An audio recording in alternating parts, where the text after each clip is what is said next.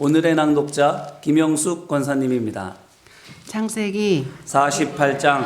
이후에 어떤 사람이 요셉에게 말하기를 내 아버지가 병들었다 하므로 그가 곧 두 아들 므낫세와 에브라임과 함께 이르니 어떤 사람이 야곱에게 말하되 내 아들 요셉이 내게 왔다 하며 이스라엘이 힘을 내어 침상에 앉아 요셉에게 이르되 이전에 가나안 땅 루스에서 전능하신 하나님이 내게 나타나사 복을 주시며 내게 이르시되 내가 너로 생육하고 번성하게 하여 내게서 많은 백성이 나게 하고 내가 이 땅을 내 후손에게 주어 영원한 소유가 되게 하리라 하셨느니라. 내가 애굽에서 와서 내게 이르기 전에 애굽에서 내가 낳은 두 아들 에브라임과 므낫셋은 내 것이라. 루벤과 시므온처럼 내 것이 될 것이요 이들 후에 내 소생은 내 것이 될 것이며 그들의 유산은 그들의 형의 이름으로 함께 받으리라.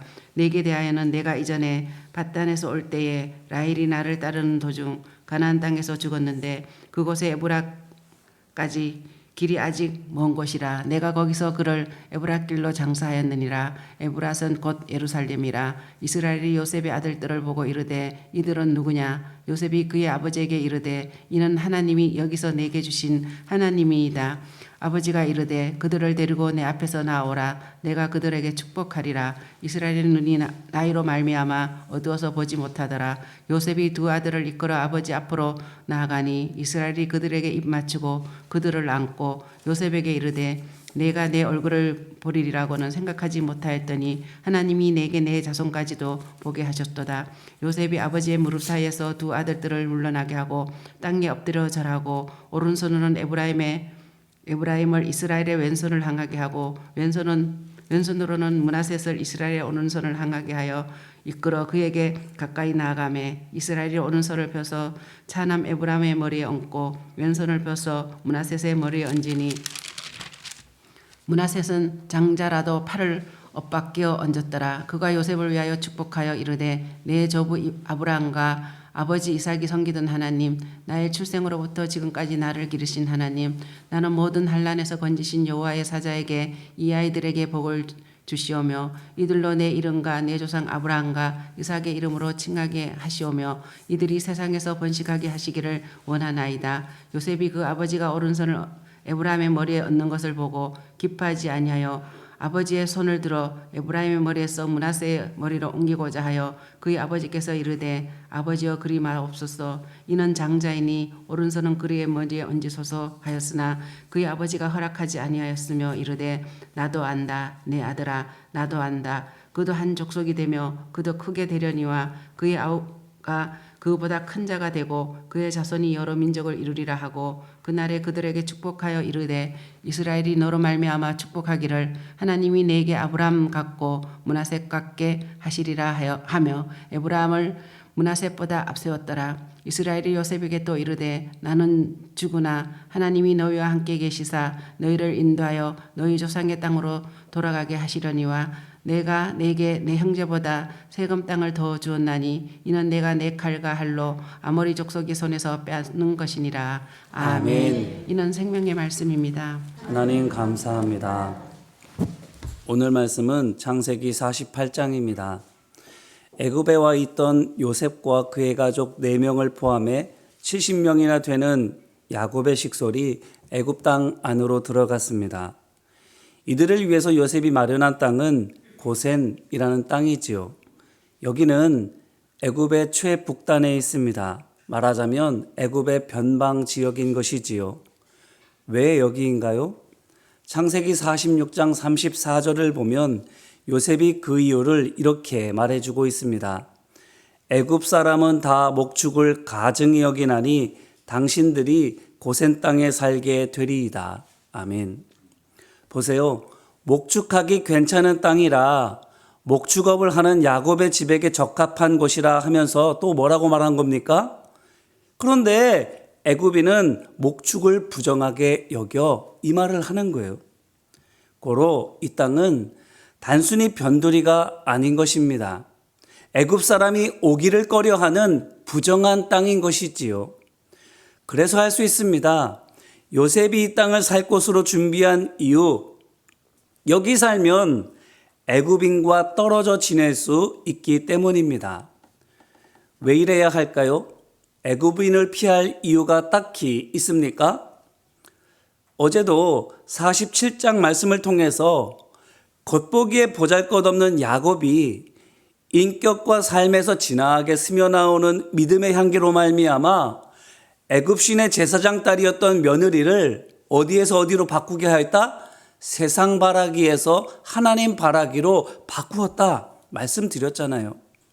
그렇다면 야곱만 아니라 그 가족도 다 같이 믿음의 향기 나는 사람들이라면 애굽인을 굳이 피할 이유가 있습니까? 없어요. 오히려 더 가까워져야 된다 이렇게 생각이 들기까지 하게 됩니다. 왜요? 가까워지면 가까워질수록 그 사람들도 다 같이 바뀌게 될 수 있을 테니까. 그런데 요셉의 생각이 달랐습니다. 믿음으로 강하게 도전하기보다 조심하는 편을 택했습니다. 왜 그럴까요? 요셉도 야곱만큼이나 강한 믿음의 사람인데 뭐가 마음에 걸려서 이런 소심한 결정을 내리는 걸까요?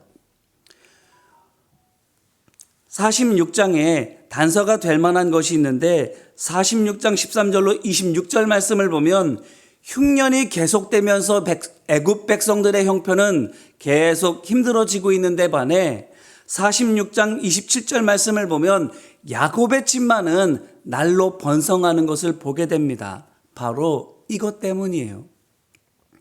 그렇습니다. 보세요. 애굽 백성은 먹을 것은 물론 뿌릴 씨앗조차 없어서 굶주림에 허덕거리고 있어요. 흉년을 미리 대비했던 요셉 덕분에 그나마 근근히 연명하고 있는 겁니다. 그런데 고센 땅에 머물고 있는 야곱의 집에는 애굽뿐만 아니라 그 주변 나라들을 다 휩쓸고 있는 그 대흉년이 마치 남일 같아요. 아무런 영향이 없습니다. 자, 그러면 생각해 보세요. 야곱의 집이 애굽의 중심부에 있었더라면 야곱의 집 사람들이 애굽 사람들과 뒤섞여 살고 있다면 어땠을까요? 둘 중에 하나입니다.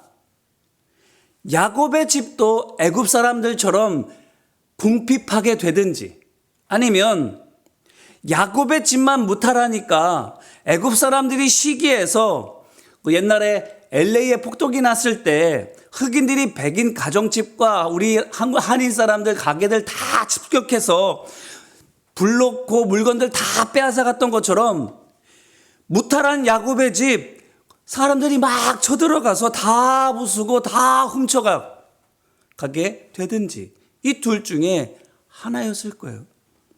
그래요. 어떤 식으로든지 야곱의 집 어렵게 되고 말았을 겁니다. 그런데 외딴 데 따로 살고 있어서 더구나 애굽 사람들이 불결하게 여기는 곳이어서 감히 갈 생각도 하지 않으니까 야곱의 집이 어떻게 되고 있는 거예요? 무사히 있게 되고 있는 거예요. 어떻습니까? 좁게 보면 아버지와 형들 그리고 그 가족을 고센 땅에 둔 야곱의 결정이 그들을 요셉이 못 믿어서 한 결단 같죠? 그렇습니다. 요셉이 형들과 그 가족이 애굽인들과 어울리다가 하나님을 떠나고 타락할지 모른다고 걱정해서 저들을 애굽인들에게서 떼어놓는 것처럼 보입니다. 그런데 넓게 보니까 시야를 고센 땅에만 두는 것이 아니라 애굽 땅 전체를 놓고 보니까 전혀 다른 거예요. 형들과 그 가족을 위험으로부터 지키기 위함이었습니다. 요셉이 저들을 고센 땅에 살게 한 게. 자, 이것으로 우리가 무엇을 알 수 있겠습니까?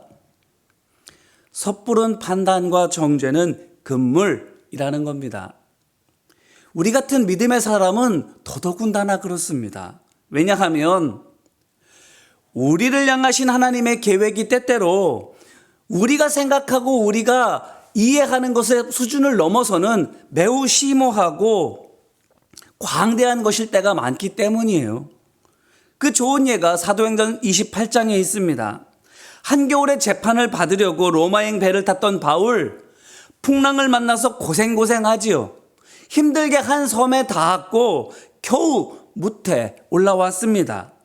마침 그 섬에 있는 원주민들이 불쌍하게 여겨서 나무 조각을 잔뜩 가져다가 불을 피워주지요. 이때 바울이 나무 한 묶음을 집어서 불에 던지려고 합니다. 그런데 웬걸? 어떤 일이 벌어져요? 그 나무 조각들에서 그 사이에서 독사가 튀어나오는 거예요. 튀어나와가지고는 바울의 손을 무는 거예요. 보고서는 원주민들이 말합니다. 사도행전 28장 4절 말씀, 진실로 이 사람은 살인한 자로다. 바다에서는 구조를 받았으나 공의가 그를 살지 못하게 함이로다. 재수없는 놈은 뒤로 넘어져도 코가 깨진다고 바울 보고 저 사람은 죽어 마땅한 사람 같아 이러는 거예요. 풍랑에서 죽다가 겨우 살아났는데 이번에는 독사에 물려 죽게 된 거죠. 이것만 보면 바울 하나님께 버림받은 사람 같습니다. 원주민들 말 맞다나 뭔가 크게 죄 지은 사람, 그래서 죽을 수밖에 없는 사람인 것처럼 보여요. 그런데 시간이 가고 가도 바울 안 죽는 거예요. 그러니까 사도행전 28장 6절에서 이렇게 됩니다. 그들은 그가 붙든지 혹은 갑자기 쓰러져 죽을 줄로 기다렸다가 오래 기다려도 그에게 아무 이상이 없음을 보고 돌이켜 생각하여 말하되 그를 신이라 하더라. 아멘. 세상에 조금 전만 하더라도 독사에 물린 바울더러 저놈 진짜 죽어 싼 놈인가 보다 했던 원주민들 빛의 속도로 태세 전환합니다. 바울더러 신이래요. 방금 전까지는 중죄인이라고 죽어 마땅한 놈이라고 하더니 이제는 신이래요. 그래서는 어떻게 합니까? 바울뿐만 아니라 바울의 일행을 다 극진하게 대접하고 섬을 떠날 때는 선물을 바리바리 싸가지고 보내요. 사도행전에는 여기까지만 나와 있습니다. 그런데 이후의 역사를 보면 어떤가 하면 이걸로 끝 아니었습니다. 이 멜리데 섬의 주민들이 바울과 함께 지냈던 것 고작 3달이었어요. 그런데 그 3달이 그들의 운명을 바꾸었어요. 그 3달 동안 바울로부터 하나님의 능력을 본 사람들, 바울로부터 복음을 전해 들은 사람들 개종했어요. 바울은 고작 3달 머물고 떠났지만 그 3달의 기간 동안 이 원주민들 하나님을 영접했어요. 보세요. 독사에 물린 순간만 보면 이보다 나쁠 수가 없어요. 치질이 복도 없지요.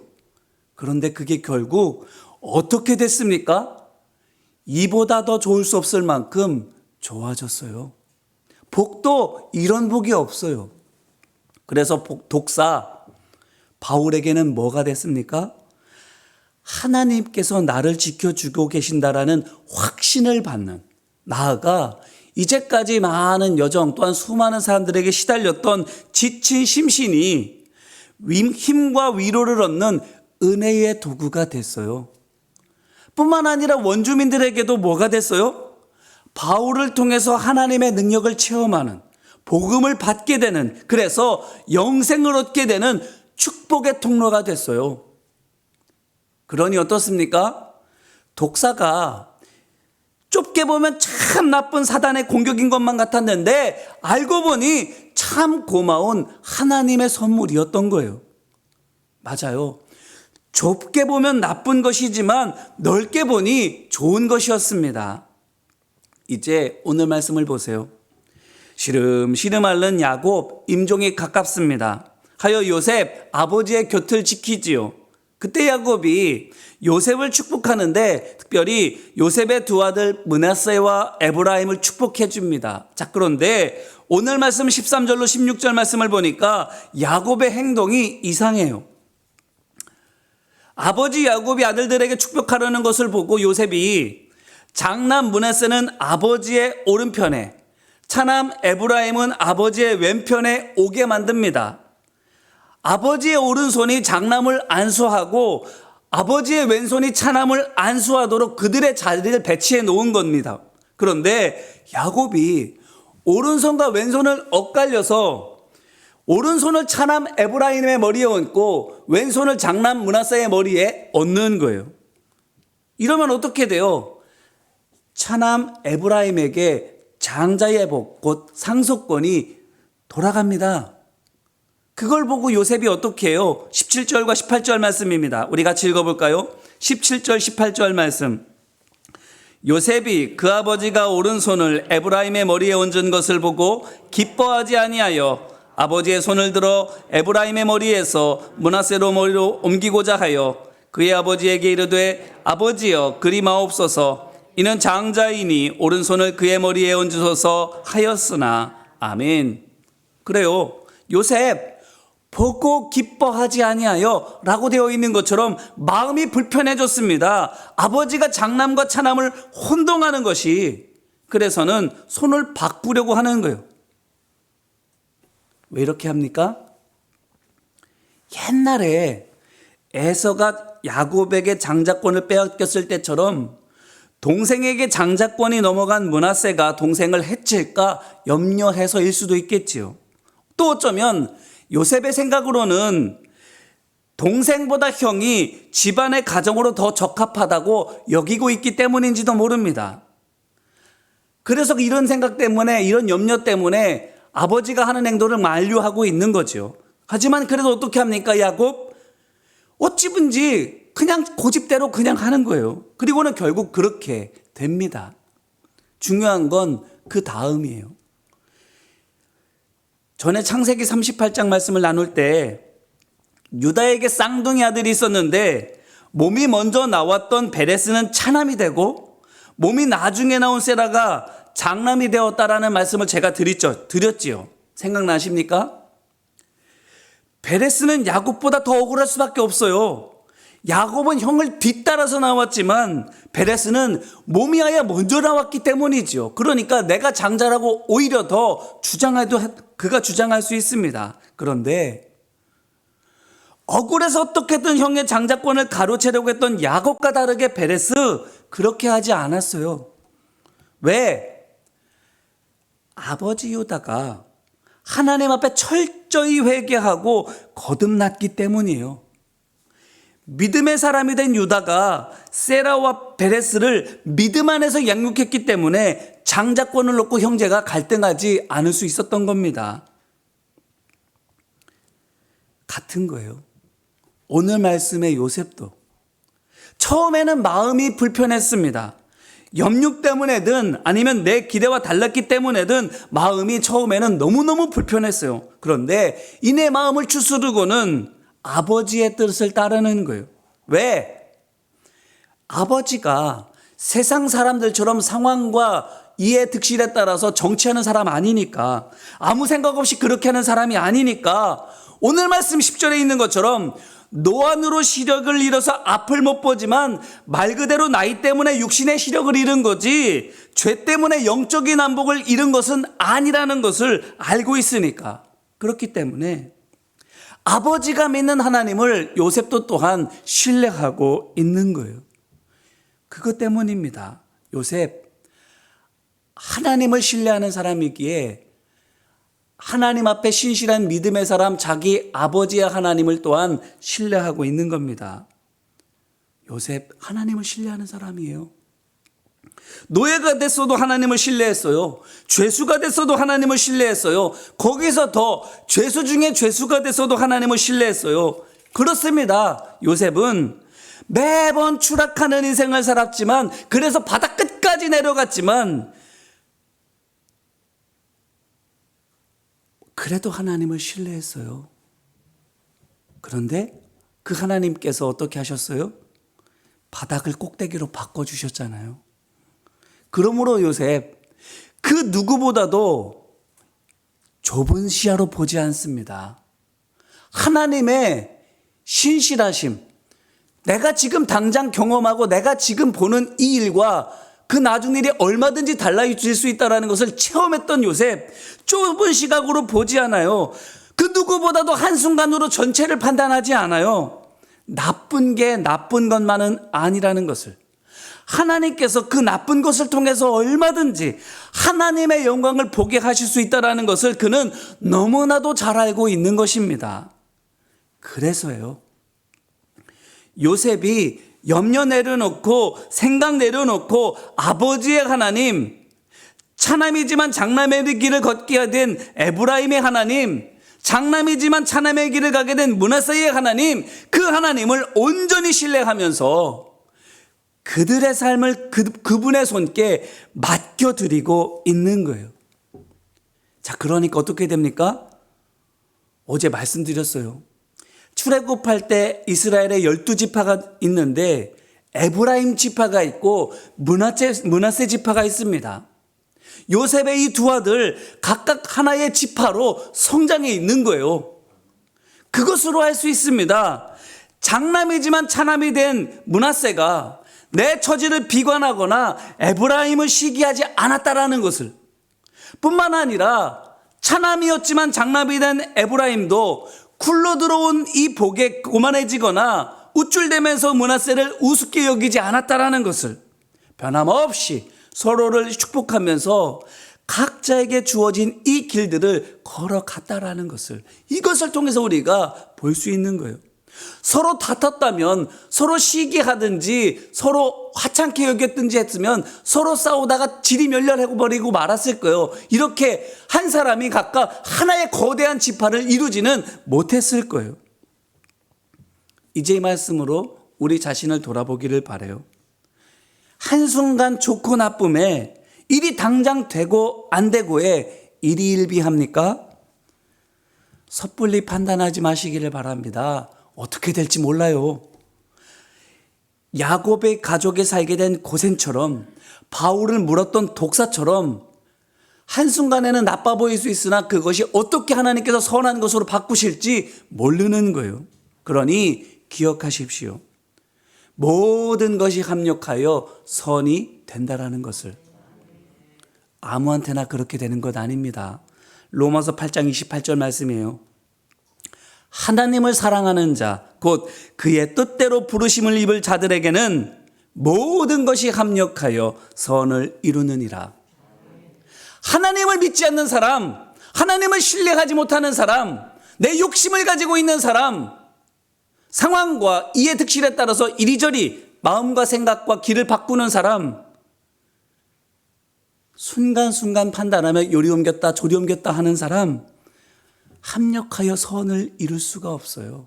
하지만 하나님을 믿고 신뢰하며 지금 당장 좋든지 나쁘든지 오직하게 믿음의 길을 걸어가게 되면 나쁜 것도 하나님께서 바꾸어 주시는 은혜를 경험하게 되는 거예요. 바라기는 내게 주어진 곳이 고센 땅처럼 남들이 꺼리는 곳이라 할지라도, 내 곁에 있는 사람이 설령 내게 독사 같을지라도 나보다 더 지혜롭고 나보다 더 강하신 하나님을 신뢰하시기를 소망하고 축복합니다. 고센 때문에 창피하고 독사 때문에 불행할 줄 알았지만 고센 덕에 안전해지고 독사 덕에 행복하게 되는 줄로 믿습니다. 바닥이 꼭대기 되게 하여 주시는 줄로 믿습니다. 골칫거리 또한 감사거리로 바꾸어 주시는 줄로 믿습니다. 그러므로 짧게 좁게 보지 마시고 멀리 넓게 보시기를 바랍니다. 오늘 이와 같이 우리 믿음의 눈을 뜨고 무엇이든지 내가 하나님을 믿고 신뢰하며 나아가면 그 모든 나쁜 것들조차 하나님께서 내게 가장 좋은 것이 되게 하신다라는 것을 기대하면서 우리에게 주어진 믿음의 길들을 믿음으로 감사로 걸어 나가시기를 주님의 이름으로 축원합니다. 기도하겠습니다.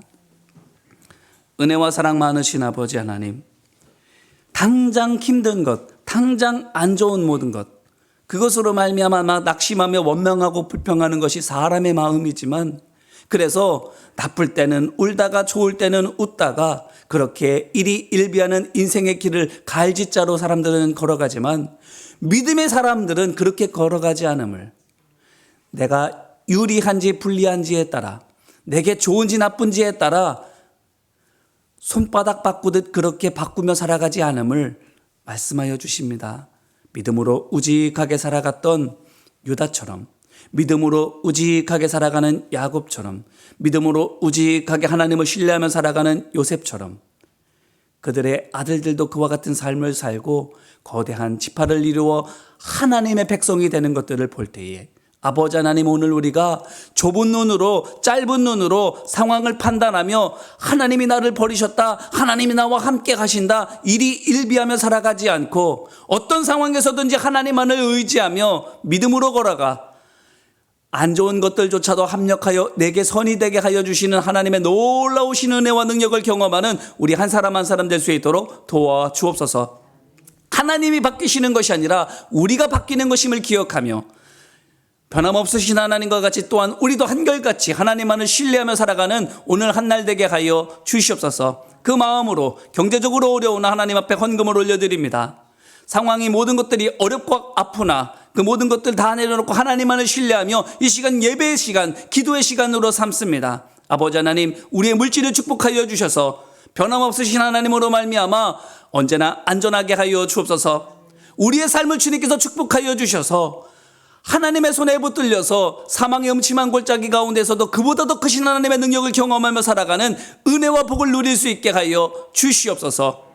이제는 우리 주 예수 그리스도의 은혜와 하나님 아버지의 사랑과 성령님의 우리 마음에 깨닫는 지혜 주시고 우리의 삶에 하나님의 권능으로 역사하여 주심이 하나님만을 신뢰하며 오늘의 한날을 살아가는 모든 믿음의 백성들 위해 이제와 같이 영원히 함께하여 주시기를 간절히 축원하옵나이다.